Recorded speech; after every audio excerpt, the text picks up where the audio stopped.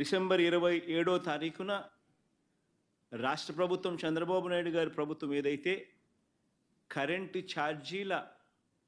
బాదుడే బాదుడు కార్యక్రమం ఏదైతే చేసిందో, ఎన్నికలప్పుడు తాను కరెంటు ఛార్జీలు తగ్గిస్తాను అని చెప్పి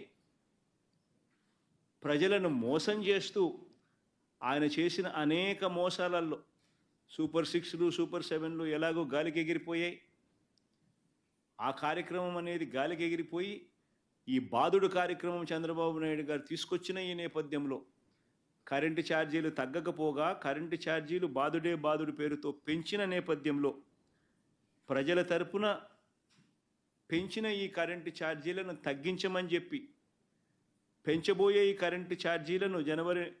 మాసంలో ఇంకా ఫర్దర్గా పెంచబోయే ఈ కరెంటు ఛార్జీలను ఇంకా ఫర్దర్గా తగ్గించమని చెబుతూ ఇప్పటికే 6,000 కోట్ల రూపాయలకు సంబంధించిన బాదుడు ఆల్రెడీ కరెంట్ బిల్స్లో ఇప్పటికే రిఫ్లెక్ట్ అవుతూ ఉంది. మరో 9,000 కోట్ల రూపాయలకు సంబంధించిన బాదుడు ఈ నెల కరెంటు బిల్స్లో, అంటే రేపు నెల వచ్చే కరెంటు బిల్స్లో అది కూడా రిఫ్లెక్ట్ కాబోతూ ఉంది.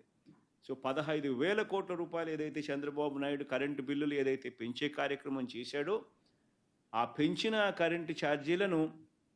వెనక్కి తీసుకోమని చెప్పి గట్టిగా డిమాండ్ చేస్తూ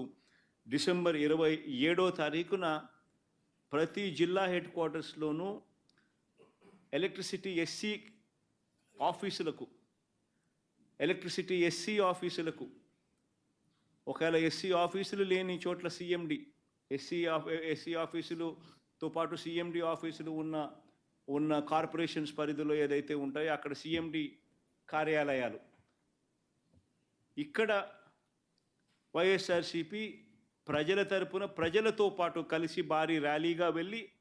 ప్రతి జిల్లాలోనూ వైఎస్ఆర్ కాంగ్రెస్ పార్టీ ప్రజల తరపున చంద్రబాబు నాయుడు గారి ప్రభుత్వాన్ని గట్టిగా డిమాండ్ చేస్తూ పెంచిన కరెంటు ఛార్జీలు ఉపసంహరించుకునేట్టుగా ఒత్తిడి తీసుకొచ్చే కార్యక్రమానికి డిసెంబర్